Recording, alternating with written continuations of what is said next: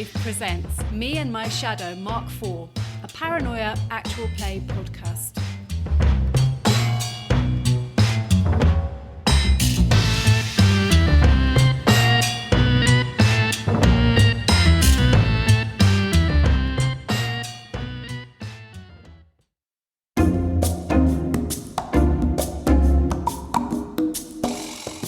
Previously on Me and My Shadow Mark IV. Our team finally get an introduction to Mark IV without being incinerated or vaporised. A lot of time is spent arguing over the correct way to secure a hangar, and the team quickly realise that without their special security lanyards, Mark IV will merrily annihilate anyone stepping over the perimeter line that surrounds him. Of course, nobody is too keen to test out how effective the passes are, but everybody is very keen to have someone else try it out. Naturally, Tony R, the equipment guy, tries to tamper with the passes. Sasha R and Tony R get into a tech services versus power services squabble, mainly over the differences between a doodad and a gizmo, and Jude R realises that pandering to the Mark IV's ego is a great way of disposing of fellow troubleshooters. Lee R decides that the best way to get a good camera shot of the team would be to perch on top of the fuel tank in the hangar. Brave man. After all of this, Tony R decides to finally open up the mission equipment and see what bounty Friend Computer has bestowed upon the team.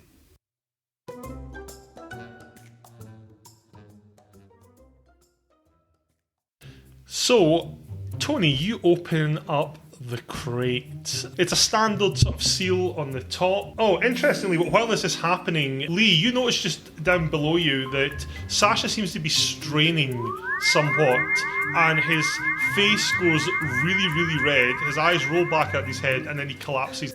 Sasha has tried, unsuccessfully, to use his mutant power of telekinesis to push Jude R over the yellow line and turn his lanyard around so that Mark IV can't see it. Oh, he did a mutant thing. Oh, so cool. Nice to see the team racing to his assistance. So, Tony, you open the crate, you press the two pressure seals, and you have a look at all the pretty things that R&D is giving you. There's big boxes, there's little boxes, there's a small bot, there's a couple of barrels, there's a red crate marked perimeter defense equipment. There's even a big twisty metal thing with valves and stuff. And, of course, there's grenades. This must be a really important mission to give you all this cool stuff. There isn't any instructions, but that's okay. Most of it should be fairly easy to figure out. Sasha, you get back up. You've got a hell of a headache. Whatever happened there has kind of frazzled your cognition for a little bit. I would like to open up the red plastic crate marked perimeter defense equipment. This box, it's filled with around 40 little round dirty grey discs that are about 2 inches thick, but the same size as a small frisbee. And there's also one small metallic box, and on top of the box is a booklet labelled Warranty Acme Home Perimeter Defence Landmines. And the box has two switches labelled Activate and Deactivate. It's two switches, activate and deactivate. I'm assuming they're all set to deactivate currently. Well, yeah, it's currently set to, it's in the middle, the switch. Mm-hmm. Okay. So it's a like toggly switch. I'll start. I'm going to start putting out these mines around the perimeter. It's still strictly deactivated. I'm going to carry the switch with me as well as I'm assuming it's like a box I'm going to carry. I'm going to lay out as I go. Okay, so yeah, Tony starts walking around the perimeter line, placing landmines. At that moment, Jude sneezes really loudly and falls at the Bailey and pushes him over the yellow line. Bailey, you're on the other side of the line. No, this most definitely wasn't an accident. Okay. Nothing happens? Nothing happens. Ooh. So these...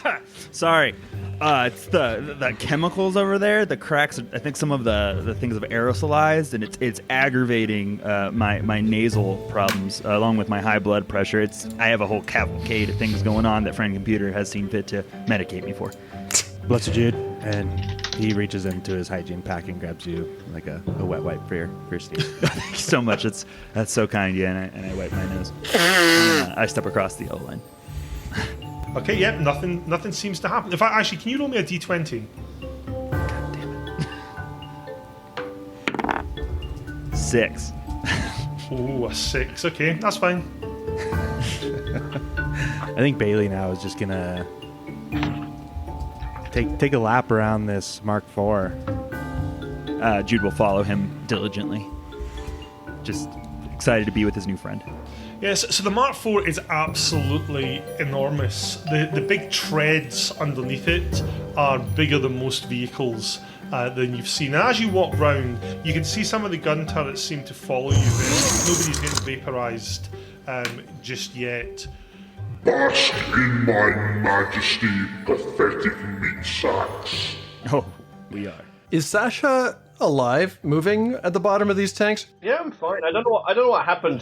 I just came over all weird. Like someone did something to me. I don't know. I've never felt like that before. It's weird. So, Tony, you've done the perimeter and you've evenly spaced the landmines out. All right, cool. I'm going to get a healthy distance away, and then I'm going to arm the landmines. So as you click arm, as you arm the landmines, every one of them immediately stands up on 6 tiny little legs, and they immediately start rushing around the hangar. Sadly, where Bailey and Jude are, you're right next to a load of them, and they run straight at you. And there's a large explosion, and bits of Bailey and Jude sort of clatter down onto the hangar floor. Can the rest of you all make an agility roll? If you don't have agility, make violence, because these landmines seem to be trying to do their job really well, namely by running at people. That's how they're defending the perimeter. What about people standing on large vats out of the way? You're fine, unless you can climb. We'll find out about that in a minute. Can I add some perversity to mine?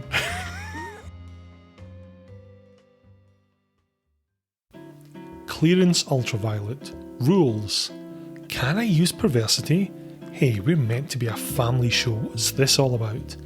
In Paranoia, perversity points are the GM's reward to entertaining players. Other non-fun role-playing games give out things like experience points for gathering treasure and killing gnomes. These are generally used for improving player characters over the course of a campaign. Given the terminally short lifespan of most troubleshooters, the mere conceit of a Paranoia campaign is as laughable as a player who attempts to survive a game.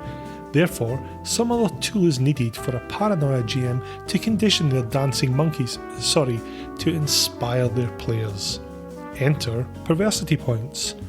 Perversity points let players interfere in scenes that they are in and scenes that they are not in. The only requirement to use them, and to have access to a supply of them, is to be amusing, help the storyline along, and generally mess with the other players. A good Paranoia GM will shower their players with these every time they are entertaining. The players will bask in this adulation and become even more entertaining. I believe a man called Mr. Pavlov wrote a whole study on this. So, what can you do with them? Simple. You spend them on a 1-by-1 basis to improve your dice rolls, or you spend them to improve or hinder another player's dice roll. You can spend up to 5 perversity on any given roll. When this happens, it's important to describe to the other players what is happening to make that skill attempt go better or worse than usual. Anyway, back to the dancing monkeys. Players. I think you probably should, yeah. I'm gonna add. I'm gonna do all of it. I'm gonna do 5 perversity. I'm getting all this on film. Folks, if you blow up, could you please make sure that you are in frame? This is critical. Okay, so Ryan's currently on 4. Would anyone like to make it less than successful? Yes, me, I think. Sorry, Ryan. You can use up to 5. What? Okay, I'm going to use 3. That will reduce them to 1. Does anyone want to use 2 points to tip them over I the will. edge? There I'll we use go. 2 points to get him back to -1. Okay, Ryan blows up. Guy, can you roll your violence or agility, please? Because you're on the ground. Oh dear, do you want to spend any perversity? I'll use 2 perversity. You need to use 3, Oh, not sorry, to blow 3 up. perversity then. Would anyone like to use 4 to make him blow up? Or Yes. 3 even? I'll use 4. Okay. Okay, so we wipe to a new scene. Lee, you get to see the rest of your team turn back up in the hangar of the new incarnations. You're sitting there happily on top of this incredibly volatile fuel, just panning round, looking at the piles of ash on the floor. You have noticed the rest of the landmines seem to have scuttled off into dark corners. You can't actually see where they are. Who knows where they are? They may pop up later. That seems dangerous. And their brave sacrifice would not be forgotten. I'll say there's some good gizmos. There's some good gizmos. Effective. There's still all the other stuff in the crate too. You know, that might be just as fun as the last. Yeah, I'm gonna go back to the crate immediately. Now, is there a chance for me to go there before anybody else? Is there a chance before the clones get there where I'm alone in here? There is. You'll have to come down off your perch. Doing it. Dude, this is my only chance to do anything. Right, well, you'll see the equipment list I've given you. Yes, I will. Equipment list. Yep. Oh, do I have to roll to get there or anything, or do I just do it? Don't worry, I'll tell you if you have to roll any dice. In fact, Okay. tell me as soon as you're down off the tank. I'm down off the tank. Can you roll a d20 for me, please? You bet. Oh no. 13. 13. Okay, as you get down off the tank, you sort of jump down heroically, and you hear the scuttling of little metal legs and a beeping. Uh-oh. And then you rejoin all the team entering the hangar. That was effective. That was worth the cost of admission. I want to go over and I want to open up that footlocker whilst we're rooting through this box. The anticipation built. And built. And built some more. And then built some more. Oh, the plastic box. Inside the plastic box, that is... What was in the plastic box? There is a set of 20 hand grenades. Cool. I will. They're not labelled. That's fair. They're in assorted colours. I'll be like, hey, look, there's hand grenades in here. I'm going to wander behind the warbot, or is it the front of the warbot? I don't know. As we're all coming back, I'd like to also go to the crate, and I'm going to see that there's something very interesting to me. There's pairs of footgear with wheels. Are these roller skates? Or the Heelys. Yeah, Heelys. You could call them roller skates if you wanted. Yeah. I'm going to take one pair of them, and I'm going... excuse me, Bailey. You are in the armed forces, correct? Yes, sir. I think you should take these and wear them so that you have greater speed and reactivity to any oncoming threats, just in case we were to be attacked by some unknown force. These could help you get from point A to point B much quicker. They got wheels on them. I'll trust my own 2 feet. Thank you, though. I mean, I'm the equipment guy, and I'm issuing you these boots with wheels. So you don't necessarily have to wear them, but you have to keep them on your person. Okay. And he'll kind of take him from you and set him down next to his feet. But he's also standing at this equipment crate, kind of going through it too. I'm gonna take them off the ground, tie the laces, and put them around his neck. And as you guys are doing that, you can see Jude in the most guilty-looking way, kind of whistling idly to himself as he reaches into the hand grenade box, smiling, and is pulling out one of the hand grenades. And you all turn around as he's kind of halfway up, holding a hand grenade that he's trying to put into his pack.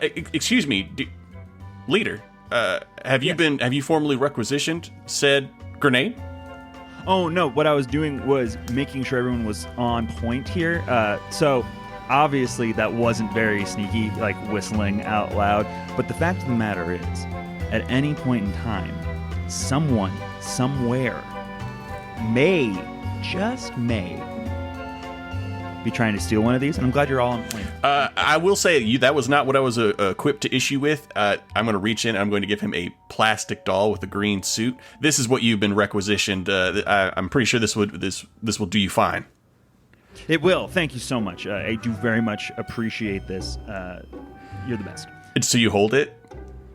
I do. I'm going to take out my gun and shoot him because he's not allowed to hold green things. Wait, but weren't you holding it? Yeah, but I'm not holding it anymore. Okay, so Tony, roll laser weapons. Possession is 9/10 of the law. Laser weapons. Energy weapons or laser weapons? That's the one, energy weapons, yeah. Dang. About as high a failure as Like to use possible. some perversity. He's a -9.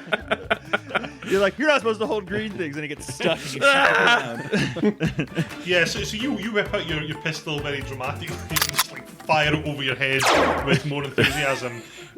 Right, as you're doing that, Lee, what are you doing? I'm looking around the bot, and I'm going to see if I can get to one of these doors. Lee wants to get inside the bot and reprogram it to say, "My milkshake brings all the boys to the yard." Yep, this game takes all types. Okay, so you go have a look around the bot. Bailey, what are you doing? Well, I was at the crate, and It better be roller skate related. I swear to God. Bailey stays at his roller skates. Sasha also seems to be staring really hard. Jude, what are you doing? I go, then it's treason then. And I toss him back, hoping he reflexively tries to grab it. And I take out my laser pistol and I shoot it. I'm expecting this. I'm just gonna let it hit me. And the second it touches you, I go, you're not allowed to touch green things. So as you throw the doll, you also notice the grenade you're holding in the other hand. The pin comes out the grenade. The grenade goes poof in your hand, but instead of an explosion, it's a weird anti-gravity field, and you find yourself floating. The doll's sort of slowly floating towards Tony. Tony, you're also now slowly kind of floating as well. Just in case it's not readily apparent, Sasha used his telekinesis to remove the pin from the grenade that Jude was holding. Lee, you're going over the yellow line. Bailey and Sasha, you're standing on either side. Tony, what are you doing in this anti-gravity situation? Is there like a field around us that's visible, or is it just kind of ephemeral and invisible? Okay. It's just When I try, it's ephemeral. if I try to like swim, can I seem to get out of it? Am I getting very high up? Right, interesting. Let us see If he you burps, can does he fall? swim out of it. Roll your outdoor life skill if you have it. If you don't have outdoor life, you can't swim. Where would that be? Would it be under violence? Or Under wetware. wetware? Okay. I do not have an outdoor life. Okay, so you guys notice Tony kind of flailing around in this anti-gravity field. Sasha, what are you doing? Sasha. I am heading to is the box in the anti-gravity field, or is the box? No, the box isn't. Okay. I'm going to go and pick up the metal twisty thing with valves. Okay, you pick up the metal twisting as well. Lee. All right, so I'm floating. Is the warbot floating? No, you're not floating. You're not in the I'm not. gravity field. I'm going to try and slip inside if I can find a door. Okay, if you make a violence roll to climb up on one of the massive treads on the Mark IV. You got it. It's a 10. A 10. What's your violence? 5. You know that way when you see a really small cat trying to climb a tree? You're kind of like scrabbling at the side trying to find a purchase. Bailey, what are you doing? he is going to pull the rope out of the equipment box and throw it to Tony, who's kind of floating in the anti-gravity field. Grab it. Okay, he throws the rope to Tony. Jude, what are you doing? Do I see Lee trying to climb up the Mark IV? Yes, you do. I immediately take out my pistol and I go, Tony, this is above us, and I shoot, trying to kill Lee because he's clearly trying to do something, and you're not supposed to touch the Mark IV, and the mission is above all else important. And I say to everybody, the mission is in danger, and I Cool. Very heroic. I legit thought you said you said this is above us, and then you were going to try and kill me. We're above us. This is above us, and I kill Tony. Okay, Jude, roll your energy weapon. Come on. Dang it. Jude, you're not as bad a shot as Tony, but you're still pretty bad, and you're in an anti-gravity field. And the interesting bit the laser is, as you fire it, the laser beam comes out the barrel and it seems to refract slightly, and it zings off the wall. At this moment, the anti-gravity field stops, and you and Tony kind of crump onto the floor. Tony, you can't do anything this round. You're holding the rope, whimpering. Sasha, what are you doing? Can I use my engineering knowledge to work out what this twisty thing with valves actually is? You can, yeah. Roll one of your relevant engineering skills. Mechanical engineering will do. How about nuclear engineering? Since it's almost It's not certainly- nuclear. It's definitely not nuclear. Okay, it'll be hardware then. Okay, go for it. You're pretty sure that there's a tube coming out of it. You're expected to blow into that tube. That's what you reckon. Lee, are you still trying to scamper into the Mark IV? I guess I know somebody tried to shoot at me, right? Yes. You're not sure where, though, because we all fell to the ground. So you're not entirely sure who took that pot shot. You did hear True Jude enough. bellowing lots of stuff about treason, but... I did. It's treason, man. I just keep saying that over and over again. It works. I think I'm gonna jump off and scramble around the other side. Okay, so you scramble on the other side. Bailey, what are you doing? I'm going to go searching around Bailey 3's remains to see if I can find my lanyard with my security pass on it. Okay, well, you've got a new security pass, don't worry. Oh, I have a new one? Okay, perfect. Okay, so Bailey just drops the rope and goes to scrabble around in his remains. Jude, you can't do anything this turn. Okay, next round. Tony, you're back on your feet. I'm going to... Let's see, what other goodies are in the crate? I don't think there's any other weapon. There's just more grenades. You know what? I'll throw a grenade at Lee. One of the anti-grav grenades. We don't know. They're all different colors. So it might be something completely different. If I can recognize the one with a similar color to what I saw happen with Jude, I will do that. Pick a color. What are the available colors? You tell me, pick a color. Purple. You pick up a purple grenade and you lob it in Lee's direction. If you've got thrown weapons, roll that, otherwise roll violence. Oh, we're rolling violence here. -6. It's not entirely wasted effort. You've learned that purple grenades are napalm grenades. And you lob it at Lee. You miss totally and you hit the side of the Mark IV. Uh-oh. We'll come back to that in just a second. There's a colourful explosion and it's covered in flaming petroleum jelly. Lee, what are you doing? Can I get under the warbot? Yes. He rolls under the warbot. Sasha. I'm gonna blow into my metal twisty thing with valves. Okay. You put your lips to it and you blow and it makes a noise. Is it a trumpet? It's not like a trumpet. It's, imagine a big set of twisty valves in a kind of upright bit with the tube coming out the side and a large flaring bit at the top of the valves. Okay. Bailey. Very useful. I'm going to grab the box labeled Betty and look and see what the metal components are. So you flip open the box labelled Betty, and inside the box there is a lot of parts, like mechanical parts. Can you make a mechanical engineering roll? If you don't have that, you can roll your hardware. Okay. I rolled a 5 on the die. My hardware skill is 5. Brilliant. Are you pretty sure these are transbot parts? You'd maybe use it in the engine of an auto car.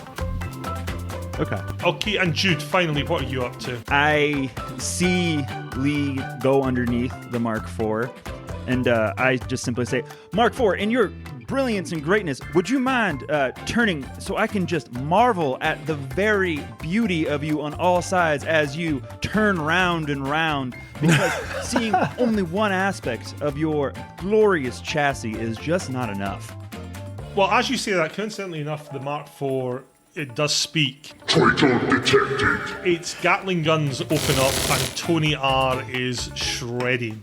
Like I said, here for a good time, not a long time. So, Sasha, you finished blowing into your big metal tube. What would you like to do? I'm gonna grab the bag of clear orbs. Are they soft or hard? They seem to be glass, and they've got little sort of swirls of colour inside them. Okay, I'm gonna empty them and all under the warbot. All over the floor, everywhere. You open this big bag and go whoosh, and there's a tidal wave of these little glass orbs go rolling towards where Lee is. Lee, can you make an agility roll for me, please? Is that a D20? It is a D20. If you've got the agility skill, it's against that. Otherwise, it's violence. Okay, I'll have to check my sheet here. I got a 6 on the die. My violence is 5, I got a 6. Okay, you kind of go scrabbling into a heap. You can't act this turn. They're very pretty though, these little glass orbs.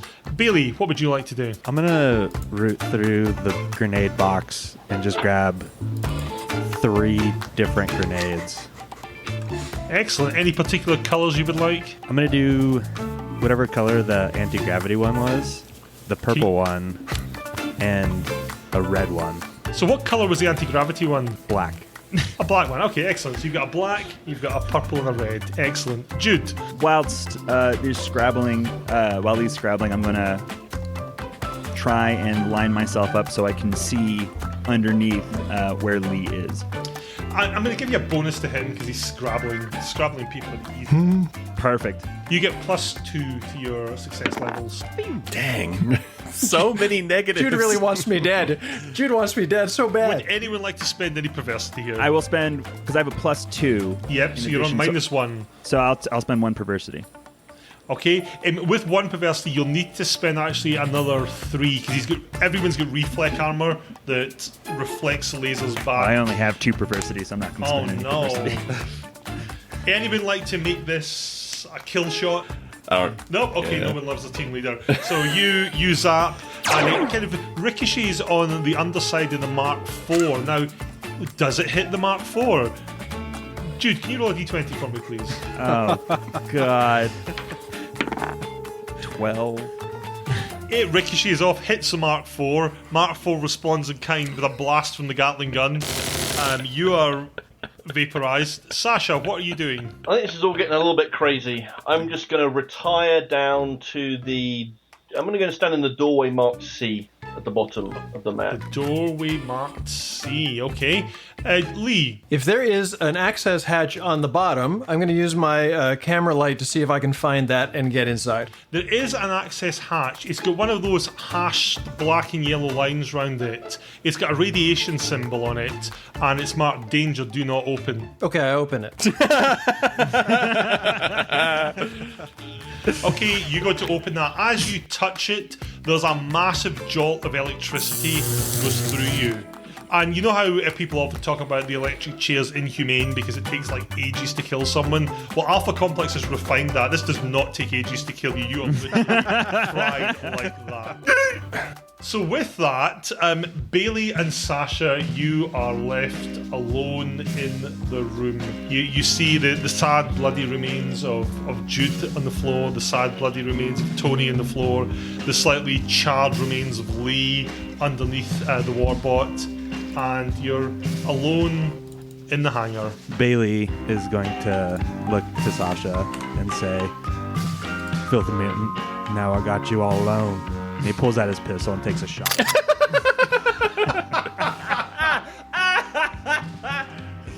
Okay, roll your energy weapons. Okay. Did that work? Yep, you could spend some perversity if you wish. I will spend 5 perversity, the maximum amount that I can. Guy, would you like to spend any perversity? How much do I need to spend to just have it bounce off my armor? 2 perversity. I'll do that. Okay, can you describe to me what happens? So basically, you've seen the Matrix. I'm going to bend back 90 degrees. It's going to hit the armor, but it's just going to ricochet off the shoulder, and it's going to look really cool. Okay, excellent. Well, Reflect does in fact reflect shots. Let's see if it hits Mark IV, shall we? Bailey, roll a d20. I got a 15. Guess what, Bailey? You're taking a trip to Gatling Gun Town. Technically, the shot reflected off of Sasha, so shouldn't be coming from him. The Mark IV IV's smart smarter enough than that. to know who pulled the trigger, yeah. So, Sasha, you are alone in the hangar. I'm gonna, while I'm waiting for everyone else to know, I'm gonna go and have a chat with the Mark IV. I'm gonna use because the Mark IV clearly has a gigantic ego, I'm gonna use my very high bootlicking skill and see if I can ingratiate myself with it. Excellent. Well, what are you saying to the Mark IV? I'm gonna say how bowled over I am by its enormous magnificence. I've never seen guns like it on anything. It's not just it's the most impressive machine that's ever built. It'll probably be the most impressive machine ever built. Sexist. Are you saying I am more impressive than Friend Computer? Well, obviously you're part of the overall ecosystem created by Friend Computer, and therefore that comparison isn't valid. But as a war machine, unsurpassed. Who would win in a fight between myself and Friend Computer? That's like asking what's better, an apple or happiness. It's just it's not. What is an apple, citizen? It's a hypothetical thing I invented just to show you how futile that comparison was. Who would win in a fight, myself or friend computer? I just don't think that's a question I can answer. I'm just not qualified. I don't know enough about you. There's a Vapo gun turns to face you. I think you can answer the question, citizen. Sure, is my bootlicking skill not helping here? Can we not Roll your bootlicking skill, let's find out. That's pretty good bootlicking. That's pretty good bootlegging. It is. You fall to the ground and you manage to muster a tear. Mark IV's vapor gun sags slightly.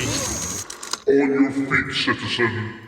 Weeping does not become you. Well, that went well. The doors to the hangar do grind open, and at the hangar doors there's a scrub bot enters. Now, most scrub bots are these small dinky machines that go around and they scrub the floor. This is a larger than normal scrub bot. It is cone-shaped.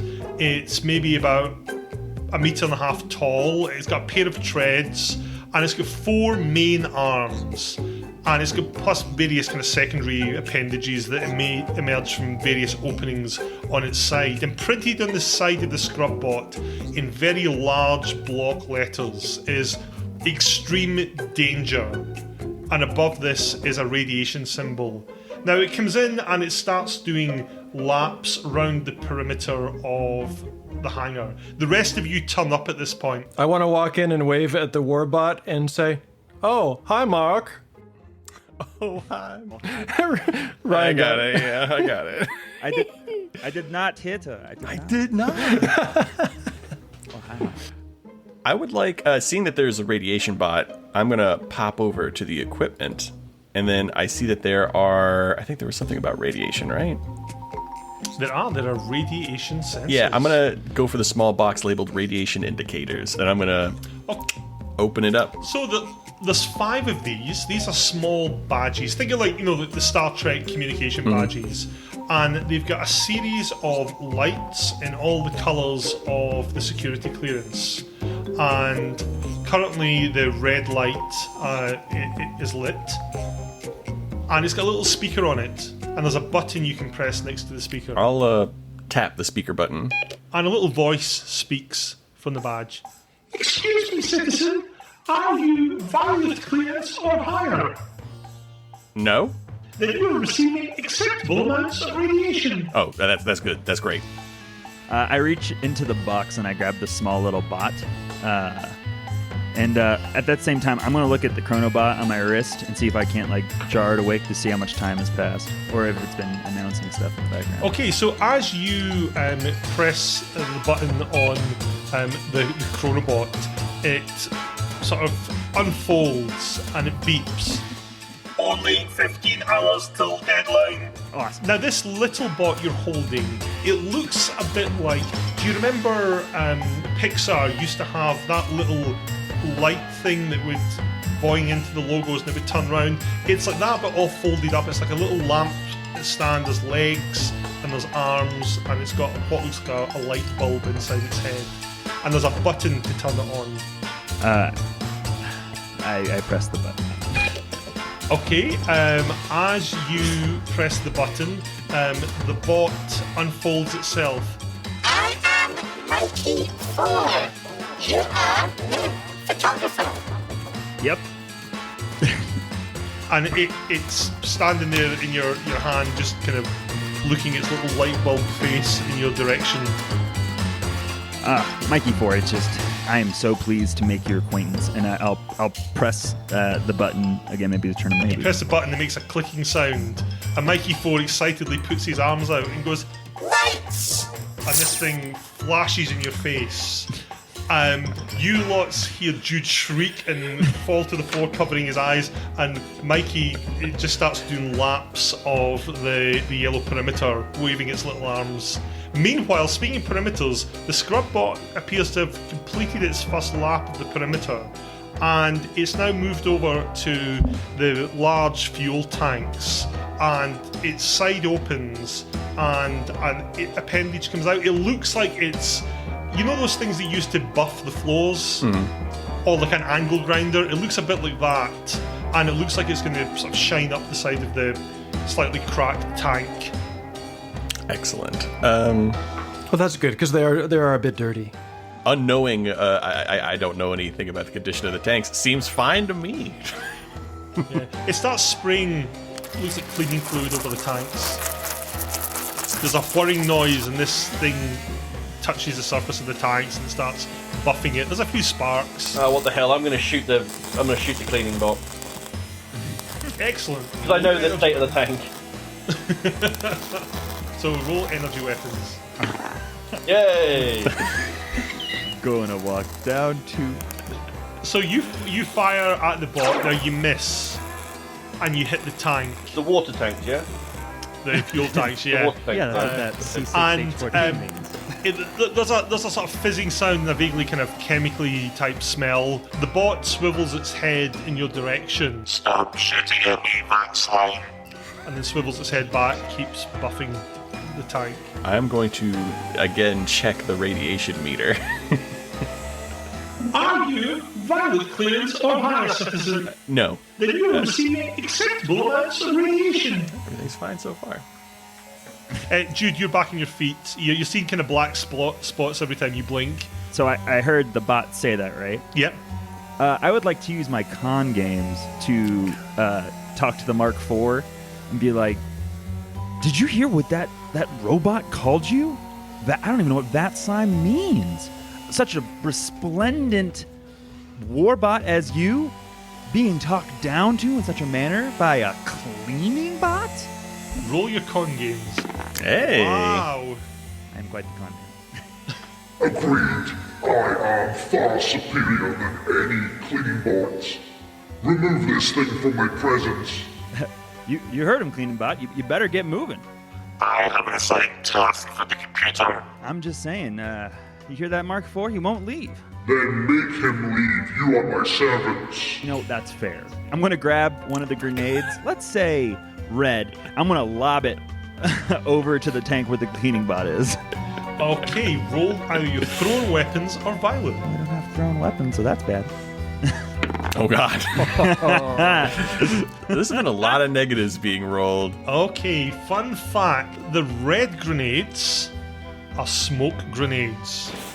Oh, that's probably good. And there is now a wall of smoke obscuring the bot from where the rest of you are. You can still hear the whirring of its brushes. I mean, technically, the robot is out of sight now. The robot actually emerges from the smoke and it starts moving towards Clearance Ultraviolet. Rules. Why are they all laughing?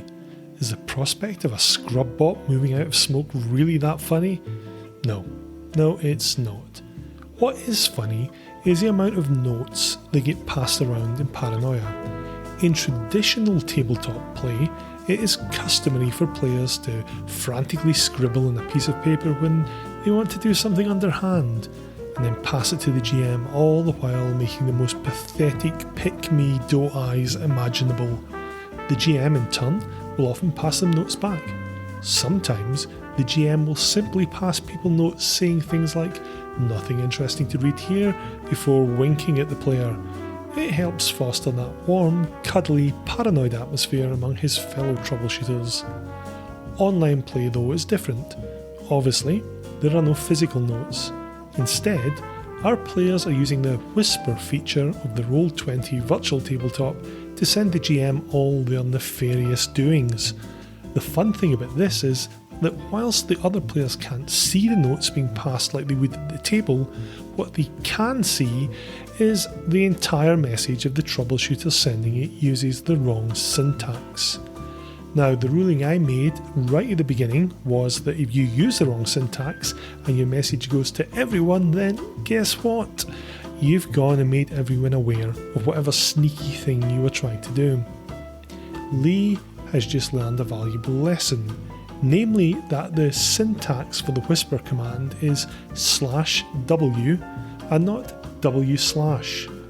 I hope for his sake he wasn't trying anything super treasonous. The Mark IV. Also, you lot can see Lee putting his fingers at the side of his head. His eyes roll up. Lee, given we're out in the open now, can you roll power, please? No one sees this. Everybody close your eyes! Oh my god. I got an 11. You got an 11, right? Fun. So Paranoia is a bit like kiddie science because you never actually know what anything does. And prior to us running this game, I actually got a message from John saying, can I use levitate to move other things or just myself? And I said, why not use it and find out? So we're all... I should have asked, is it W/ or /W? Wrong question. Exactly. Well, funnily enough, levitation isn't the same as telekinesis. Telekinesis is where you can use your mind to move other things. Levitate is where you can move yourself. Now, given that you kind of spectacularly failed in that role, you lot turn around and notice Lee with a sort of noise slowly raising himself into the air with his arms outstretched like a sort of budget Magneto from the X-Men. And he's hanging in the air with his arms outstretched in an incredibly treasonous way. Why'd you have to go with a budget, though? Mark IV, unregistered mutant identified. Unregistered mutant traitor identified. This time, for a bit of variety, Mark IV leads with a flamethrower. And something that you all learn is that once you've been incinerated, your mutant power stops working. So little bits of Lee cascade around like horrible black snow onto the ground around you. And that, ladies and gentlemen, is how levitate works. Badly, in this case.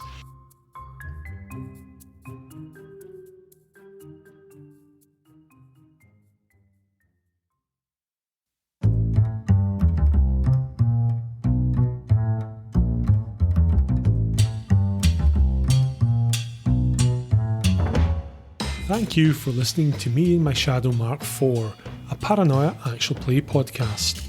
Thanks have to go to our wonderful cast of players/voice actors. They are, in no particular order, Alex Adams as Jude R, Guy Adams, no relation, as Sasha R, Paul Page as Bailey R, Ryan Mossberger as Tony R, John Cohen as Lee R, and of course Keeley Wilson as the computer. Some of these folks have podcasts of their own. I heartily recommend taking a listen to them, and there will be links in the show notes. This actual play is a cut down version of the original Me and My Shadow Mark IV, published by West End Games in the supplement Acute Paranoia way back in 1986. It was also republished for Paranoia XP in the excellent supplement Paranoia Flashbacks by Mongoose in 1985. Now, the full version of this game would take considerably longer to play and record, and if I'm completely honest, I'm not sure our intrepid troubleshooters would last that long. However, if you're a budding Paranoia GM, or you just like a good read, I heartily recommend getting your paws on this adventure. Your players will love and hate you in equal measure for running it. The only thing you won't find in the published material are the joyful characters our cast are playing.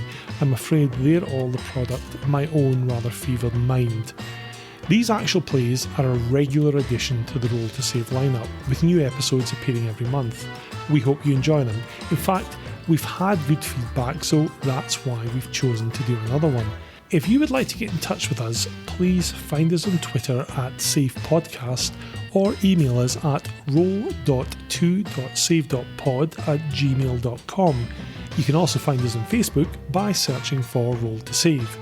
We're always on the lookout for new cast members, so if you fancy giving Paranoia a try, let us know. And remember, stay alert, trust no one, keep your laser handy. The computer is your friend.